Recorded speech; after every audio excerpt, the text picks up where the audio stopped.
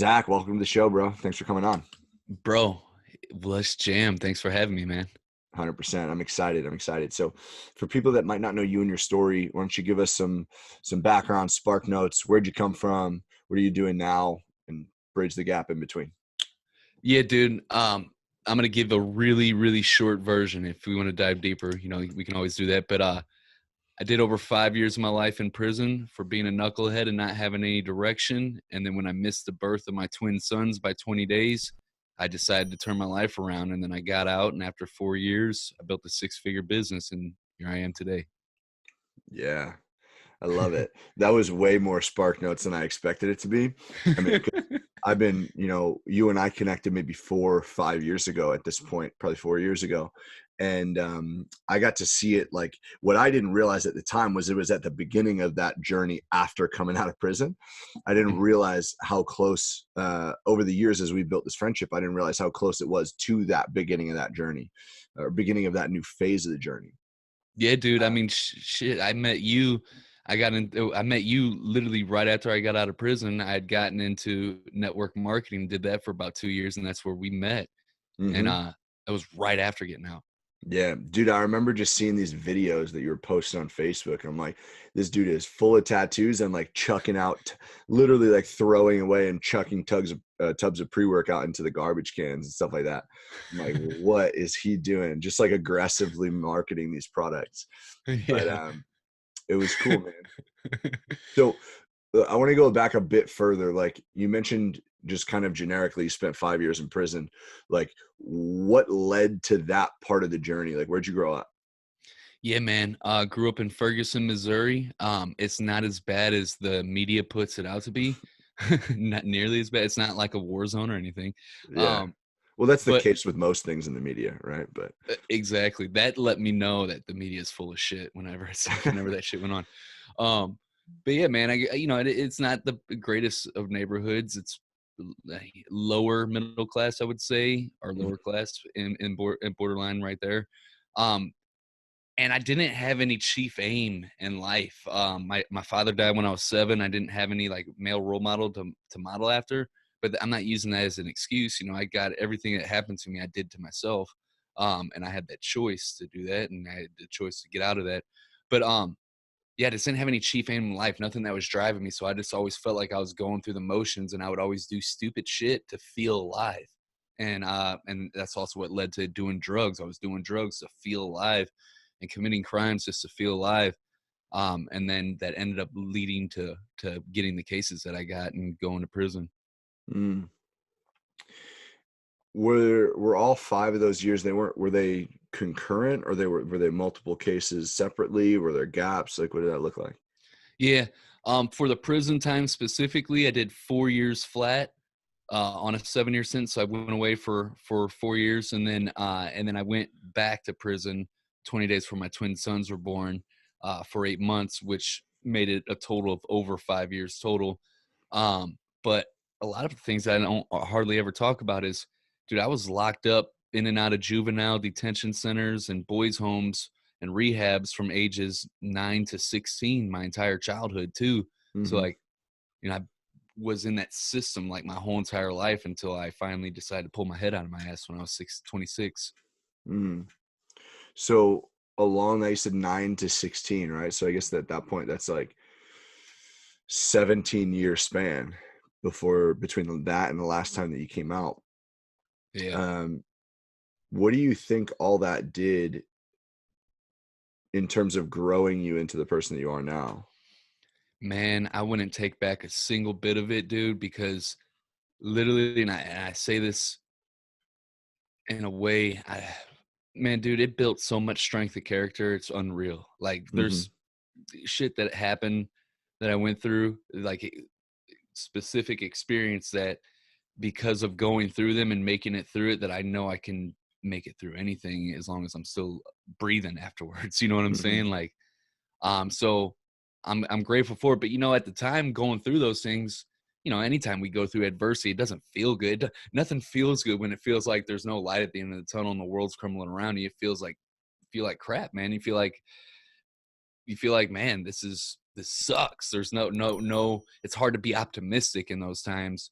but having gone through, once you go through enough of those and some pretty deep dark ones, then you get to the point where you know you're gonna make it through whatever. Now, like, yeah, I still have bad days where like the business is like everything's like taking a shit, and like it's like, damn, everything's going wrong, you're putting out all these fires, and you get so frustrated, right?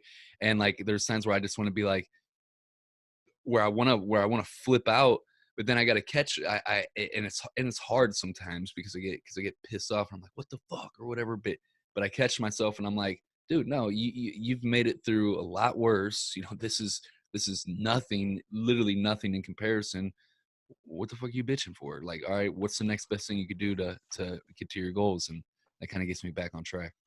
Yeah, I love that. What's your relationship to, because you mentioned like it's tough to be optimistic in those times, and I'd imagine a lot of that adversity helped mold a specific mindset around that. So, what's your relationship to positive thinking, optimism, and all those sorts of things as you are going through? I mean, now you're going through the entrepreneurial roller coaster, I'm sure, but back then it was just a life roller coaster. So, Yeah. what does that look like for you? To be honest, I love visualization and positive thinking and all that, but I also love negative visual. I move better from negative visualization. So I'll give a story. When I woke up in that jail cell, learning that I was going back to prison, and I woke up from a blackout drunk from the night before. I was obliterated, got arrested at the bar. Didn't know how I got there, but I woke up and I realized I was getting ready to miss out on the birth of my twin sons. Something that all I wanted growing up was to be the father I didn't have. And that hurt, man. And I sat there and I visualized what my life was going to be like if I didn't change the things that I were doing. And I visualized that I was either going to be in and out of prison, missing out on all these key moments, just like I'm missing out right now on their birth. I'm gonna miss out on them playing football and being the coach for their team like I've always wanted to be. I'm gonna miss out on them going to school for their first time. I'm gonna miss out for them walk, all that stuff, man. Hmm. And that pain that from that negative visualization, I said, nah, I can't do this, man. And that's what got me to run, not just move, but run into another direction. So yeah, I do visualize good stuff and use happy, positive thinking and think about, what life's going to be like if we keep putting in the work. But I use negative visualization way more than I use positive. That's interesting. And I like that because I think that um, when we talk about nothing but like the positive thinking, right, it gets a bad rap. And because it's like, oh, someone crashes into your car, what's positive to think about then? Like, I get it, that's a pretty unfortunate situation. And I think that when most people talk about positive thinking, it's not really about that. It's more about converting energy. I have a good friend of mine, Ricky Mendez, talks about this all the time, and he spoke at a mastermind I was at just this past weekend when we were able to connect in San Diego, and he talked about this. Um, it's not necessarily about the fact that things don't suck. It's just I need to be protective of my energy and how I'm showing up in the mindset that I'm approaching situations with. And it's hard work to do that. But this negative thinking, this like fuel almost, is something I hear a lot more people talking about. And I know that it seems like those people almost gave you permission, knowing your journey and knowing you personally, to really start speaking about that more openly, which has been really, really cool. Yeah, dude. I love that you brought that up. And it's real though, man. Like, all right, yeah, this is kind of a rabbit hole, but this can kind of turn into but I think it's really important to bring this up. So you got too many people that are just trying to be positive all the time. They're always like, oh, they use these words like vulnerable or Keywords. value. Yeah, and most of these people, I don't say most, but a lot of them are fake. And you could tell when someone's being fake. They're like, oh, I'm doing because I want to be vulnerable with you guys. Well, if you wanted to be vulnerable with us, you wouldn't even have to tell us that you're trying to be vulnerable with us in the first place. You would just Yeah. say this shit, you know what I'm saying? Yeah. But anyway, so let's get to the point though, man. Like, if you truly, this is my firm belief that I stand by. If you truly want to help somebody, if you really want to actually help another human being and do good for them, that's completely different than making them happy.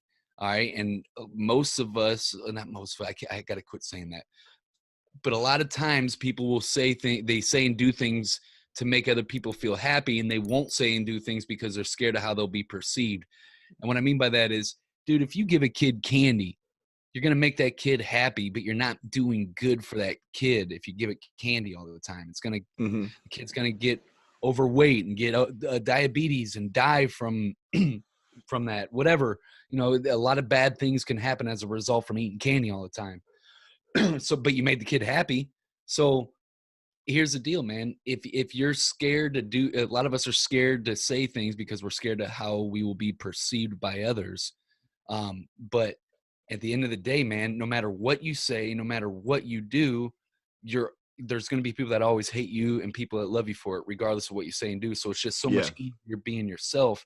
And the key here is to tap into that dark side you have, because we all have it. We all have dark thoughts, emotions, and desires. And not to be a bad person, but to use this aggression and these dark thoughts, emotions, desires to do good shit with.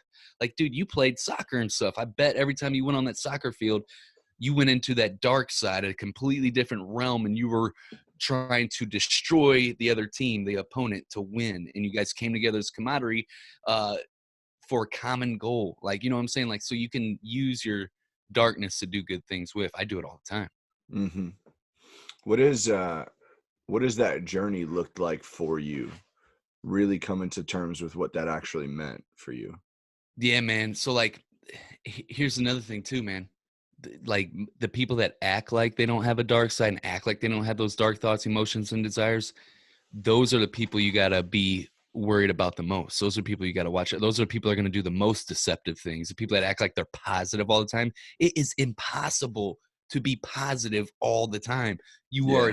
You're a human fucking being, bro. You have all these emotions for a reason. You're a human being. It's impossible not to feel certain ways at times, man. You're gonna have a bad day. You're gonna have times where you're frustrated. You're gonna have times where you're depressed. You're gonna have times where you're whatever. All these different the emotional roller coaster. You're gonna feel it.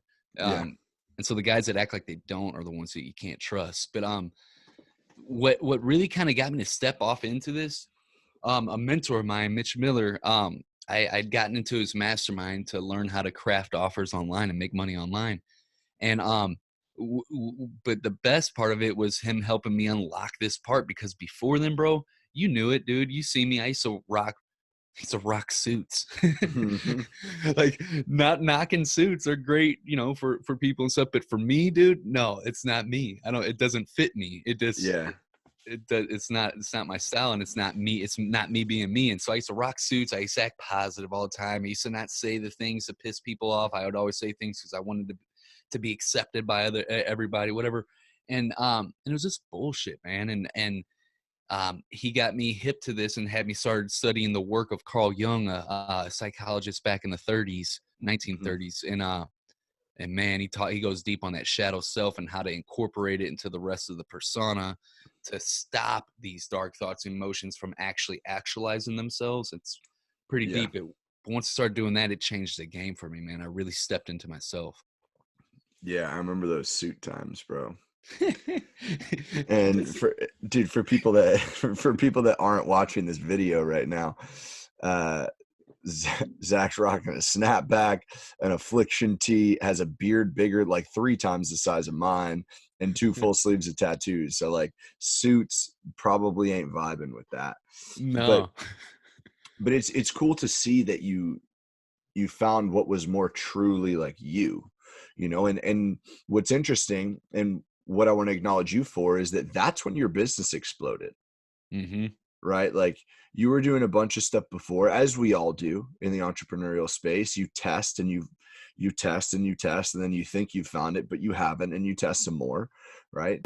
And it was when you got super clear on that, you started stepping into like a really authentic version of you. And by the way, like for people that are maybe misunderstanding this, that wasn't inauthentic intentionally. It was testing to figure out what was authentic, right? And it just takes a while to figure out.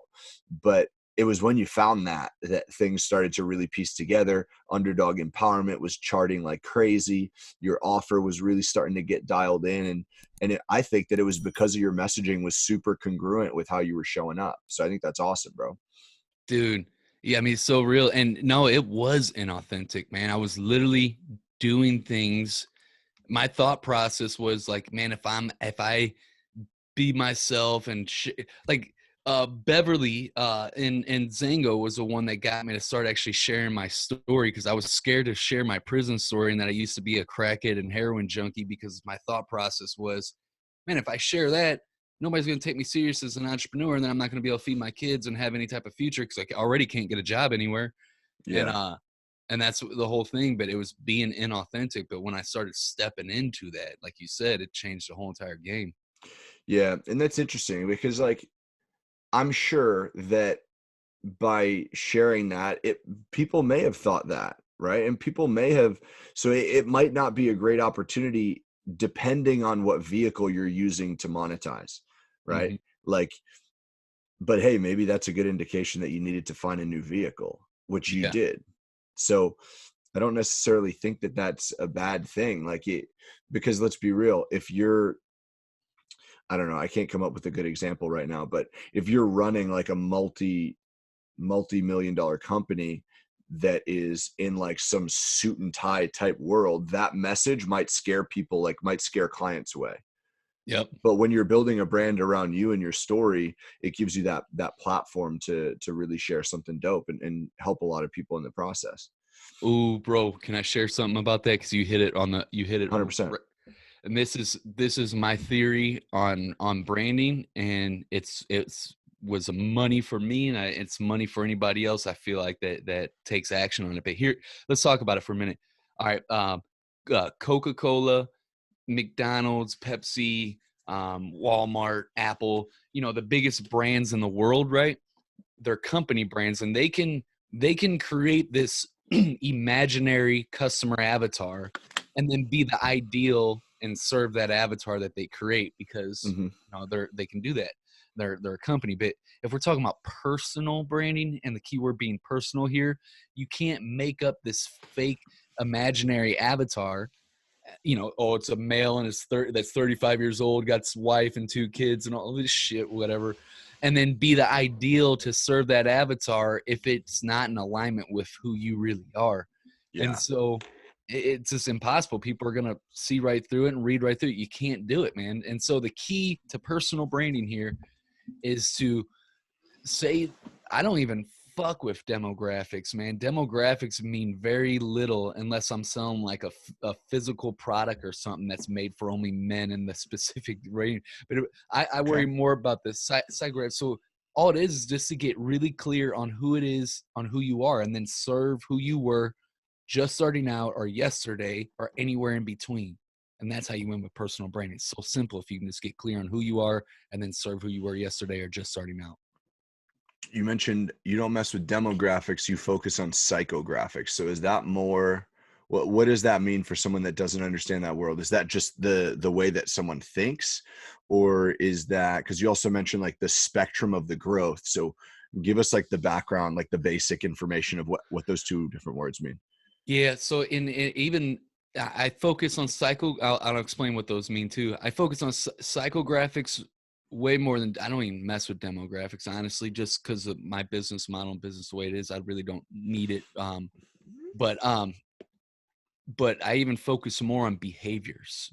Like, have they bought from me recently? Do they engage with me? Stuff like that.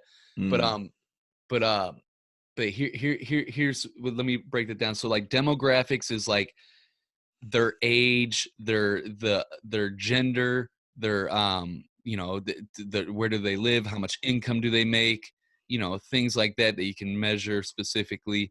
mm-hmm, Psychographics are like, the way they think about things, their problems, their fears, the main pain point that they're facing right now that your product or service will probably solve. mm-hmm, um, Things like that. And then, the more behavioral things, like, do they engage with me? Have they bought something from me recently?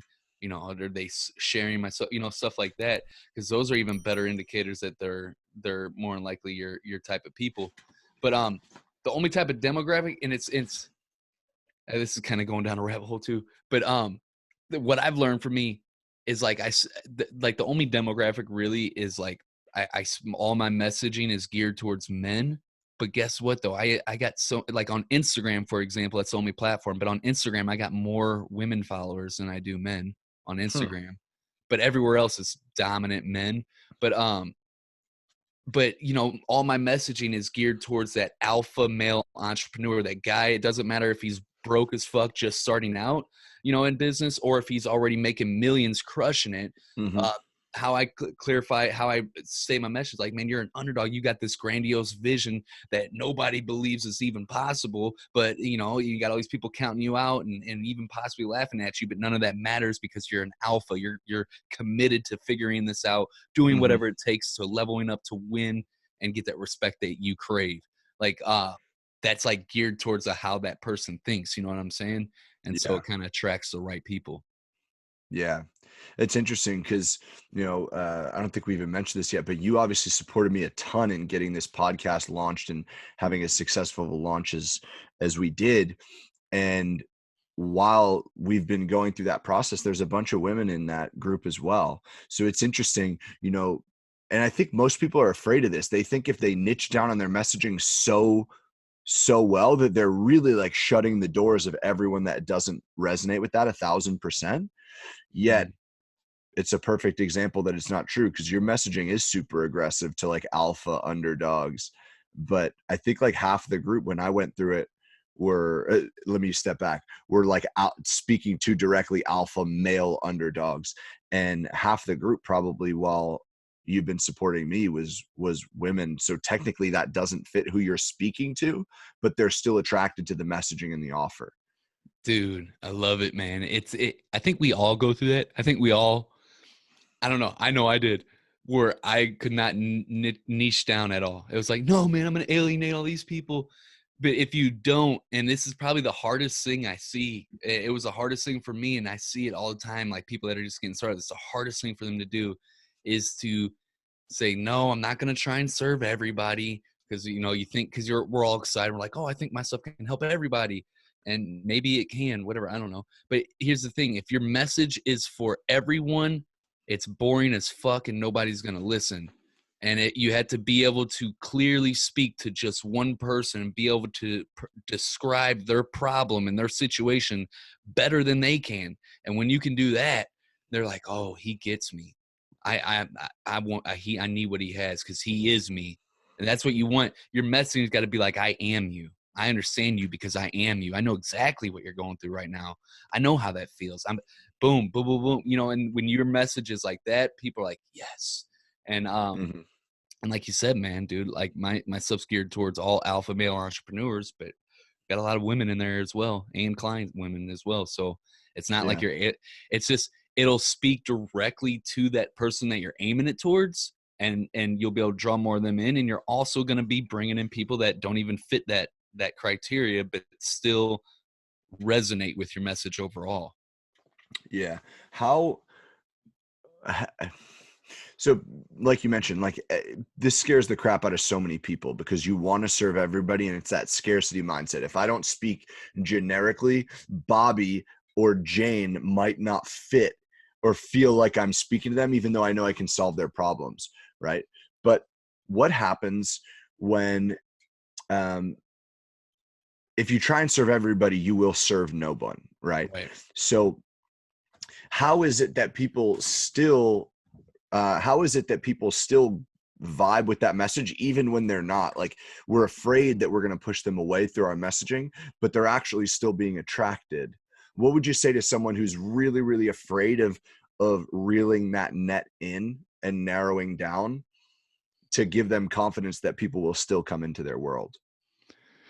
And that's a good question. And I would say, like, well, what are you afraid of? Like, if you do that, what's the consequence that you're afraid of? And then if their answer is, I'm afraid that I'm not going to reach the people that I know I can help, then my answer would be, well, if you're afraid of that, that's exactly what you're doing. by casting this wide net and making it for everyone, because now you're not reaching anybody. Now nobody's getting your stuff. Does that make you afraid? And then if that still doesn't resonate with him, I'm like, dude, if you want to help somebody, you need to focus on one specific type of person and really get clear, or else you're like I said, man, you're just not going to be helping anybody in the process. Yeah, 100%. So, all right, I want to get back into your story. So, you mentioned that there was tons of adversity while you were going through that journey in and out of prison, doing over 5 years total. So, what were some of those? What were some of those lowest lows, and what did they do in terms of helping you grow into the person that you are, that's building this successful business and providing for your family in a way that you maybe I'm speaking for you, but like maybe you doubted if you could do it or not, and you're doing these awesome things. Right on, man. Dude, this experience right here, I draw back on it all the time because it's one of the most like life-changing experiences that I had, that built like so much, like going through this, like this is the one that I'm talking about, where I went through this and I'm like, yeah, I know I can do whatever now. And I don't say it in an arrogant way, to say it very confidently. Going through something like this, it gave me a source of power that I didn't have before. But dude, my sister passed away from a heroin overdose. My mom had to break into the bathroom with a screwdriver and found her dead on the floor with a needle in her arm. And I'm in the hole at the time, which is the prison inside of the prison. I'm 21 years old. And it's like a small room. You could walk 3 steps one way, 3 steps the next. Tiny little 8x10 cell. It's dark, dirty, depressing. Very little to no human interaction. I get called back to the captain's office. They tell me about this. I'm like, fuck, dude. And I'm crying. They give me a 30-second phone call. We're bawling our eyes out to each other. And then the phone hangs up 30 seconds later. Now my mom's dealing with that shit and I can't be there. It was just crazy. And they put me on the cell by myself. And for the next 3 days, bro, I didn't do anything but just cry, thinking about all the mean things I ever said and did to my sister, the goodbye I never get to tell her. Didn't get out of bed to eat. It was just really, really, man, it was tough, man. I was going crazy in this tiny little cell all by myself, and all I could think about was all that shit. And I woke up though, and here's where the power came in. I woke up, man, on that third day, bro. Didn't know. It just was like, I don't know why I'm still here. I don't know what the reason is, but there's got to be a reason, because I'm still here. What can I do right now to find happiness and peace? And that question got me to focus on the freedom that I did have. It wasn't much, but I had freedom, and it got me to focus on what I could do in that moment, the little things that I could do to make myself feel better. And for example, I developed this workout routine every single day that released natural endorphins in my body, made me feel good, taking care of my health. I developed this routine where I cleaned up my cell OCD style. Like, if you think OCD is crazy, don't have shit on what I'm talking about, dude. I'm talking about scrubbing, ripping up one of your bathing towels, because you only get 2 of them, ripping up one of them to a bunch of mini rags and using one for the sink, one for the toilet, one for the wall, one for the floor, sweeping the floor with your hands, gathering up all the dust bunnies and picking them up with wet toilet paper to flush it down the toilet. Like, dude, but it got the cell really nice and clean. Developed all these habits, right? It got me to focus on that, out of that one question. And at the end of this 2-month stay that I was down in this hole all by myself, I found a peace of mind in a really, really dark time. And at that time, bro, I didn't even know what self-help books were. It was 2010, didn't even know what the hell that was. I was 21 years old. Fast forward to 2017, I read a book by Tony Robbins called Awaken the Giant Within.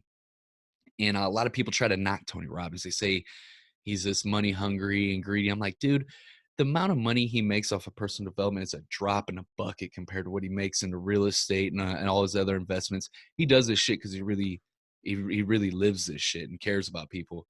And I know it when I read his book, because he described what I did and it made it make sense to me. I was like, oh, that's what happened. He said, when you ask a question, or when you hear a question, period, you immediately start searching for the answers. This is how we're made up as humans. Like, if I say, Mike, dude, what color are your shoes? Everybody listening, you and me, are all thinking about what color your shoes are, because it's impossible not to. And so when we get into that situation where it feels like the world's crumbling around us and it feels like there's no light at the end of the tunnel, we ask the wrong questions, man. We're like, oh, why is this shit always got to happen to me? And that gets you to focus on the wrong answers versus if you say something like, what can I do to find happiness and peace? Or what's the next best thing that I can do to get me one step closer to that goal? Those are the empowering questions, man. And that's what really empowered me in that situation. Sorry for the long-winded answer. Usually I'm pretty quick, but yeah, it's when to spit that out. Yeah, no, that's powerful, bro. So what are the empowering questions that you use for yourself today? Yeah, all the time. Like if I'm having a shit day where, everything where I'm putting out fires and everything that could go wrong does go wrong day, because we all have those. Um, First I'm probably like, fuck or whatever, and throwing shit or whatever, kind of get mad. Then Yeah. but I'll bring myself and I'm like, wait.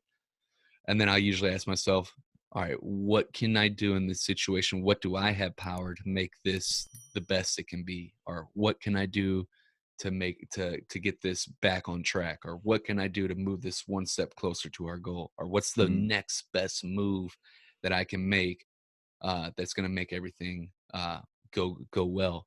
Things like that, where it's like it's asking a question where it's specific on what can I do, not like, oh, why does this shit always gonna happen to me, or when is this ever gonna end, or those questions. It's what can I do right now to make this better? Mm. What's the best thing that I can do to make this better? And that gives you power. 100%, bro. It puts you back in the driver's seat, Yeah, and like, here's the deal. Most people don't think that way. Most people throw that pity party, and guess what happens then? One, you're being a victim. Two, it makes it seem like life is happening to you instead of for you, right? And you're giving away your power. This yeah, isn't like some self-help mumbo jumbo. It's like you will make different decisions if you feel out of control of your life. So I love what you're talking about, bro, which is you hit the nail on the head. It gives you control.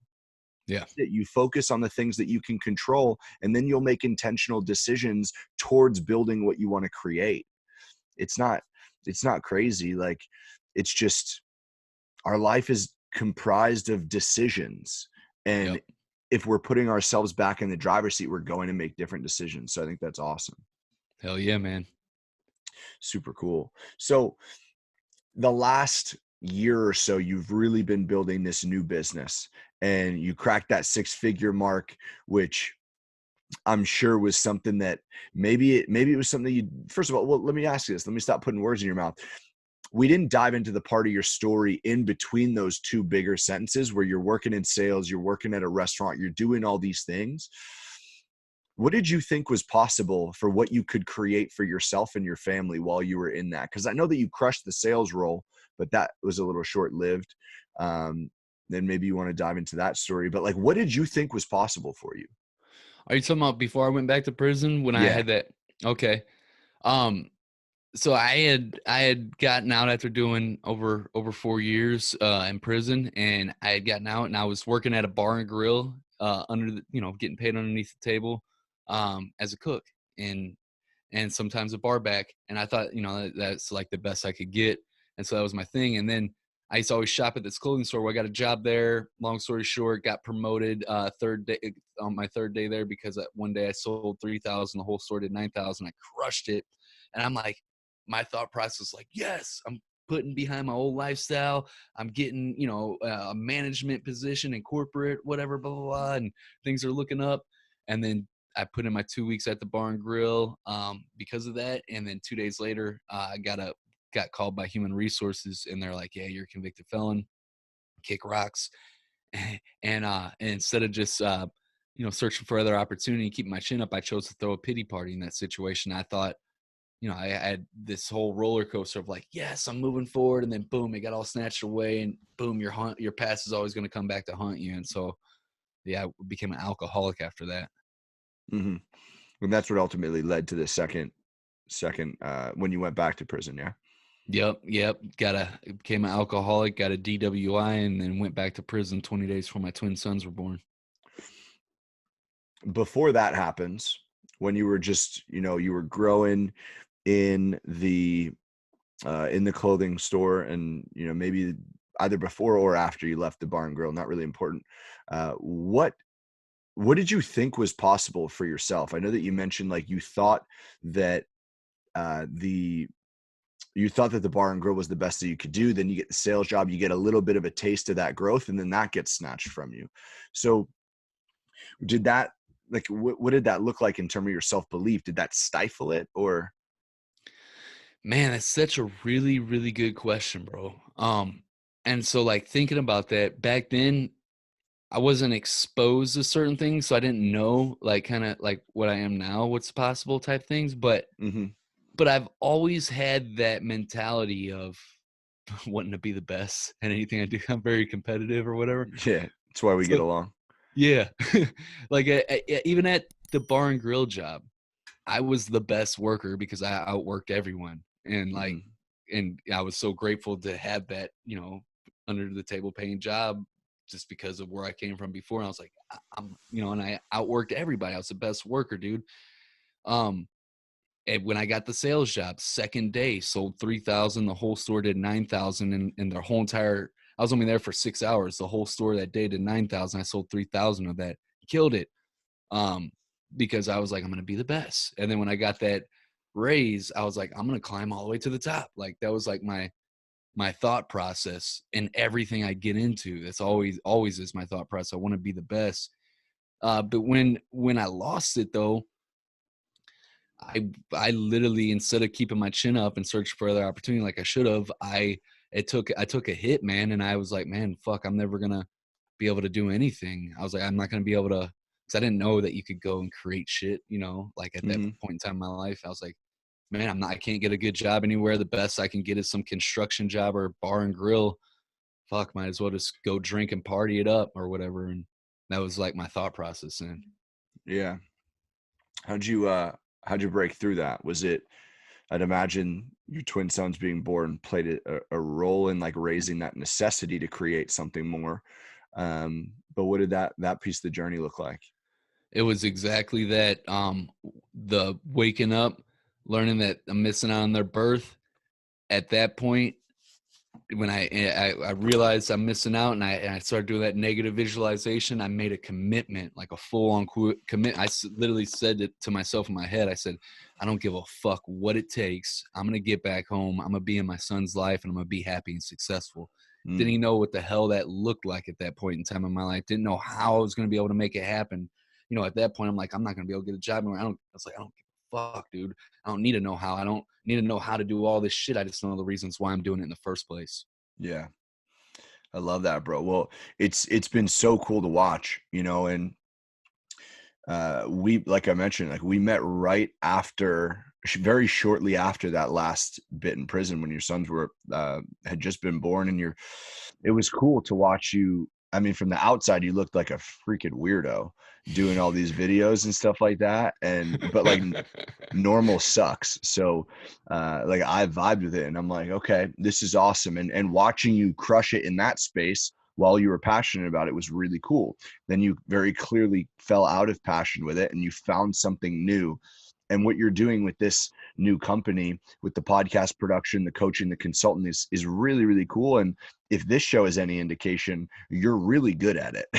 Right? Like, I ran a show for a number of years ago, which you were on that show as well, and that was really fun, but it saw nothing close to the success that this show is seeing.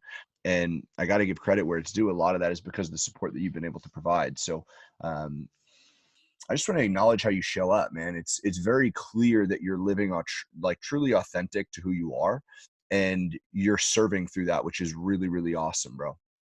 I appreciate that. And I kind of want to go back though, like that was still all you at the end. We got together, I helped and stuff and shared, helped you shortcut some of the shit, that I went through. But at the end of the day, you executed the plan like a motherfucking gangster. Well, yeah, but Well, yeah. no, but at the end of the day, that's why we invest in coaches and mentors, right? It's not because it's going to be done for you all the time. If it is, that's more consulting, right? Right.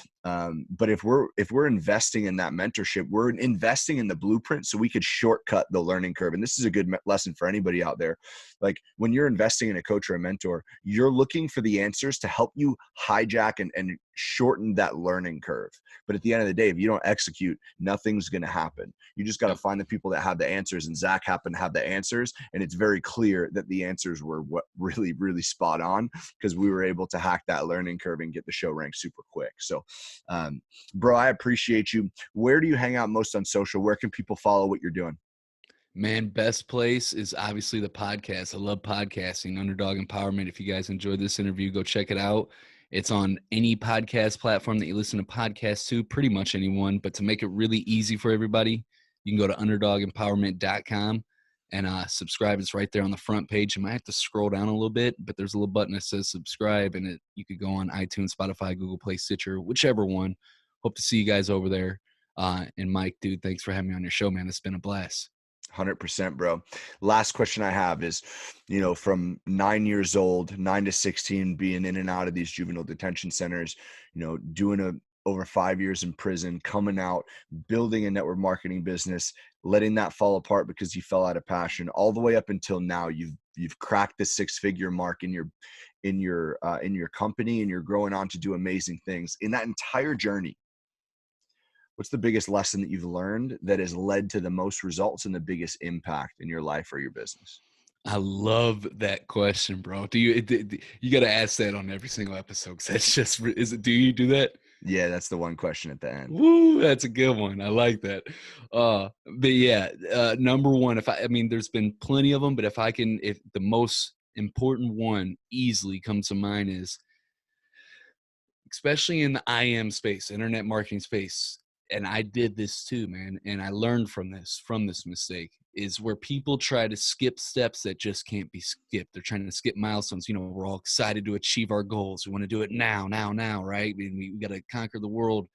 And then so we want to skip all the hard stuff. We want to skip the time it takes to build the skills that you need to develop in order to become that person. And that just can't be skipped, man. You can't offer somebody, hey, I'll help you generate leads in your business, and you don't even have any leads. You know what I'm saying? Or you haven't developed that skill yourself. You got so many people. That's why it's called learn, do, teach.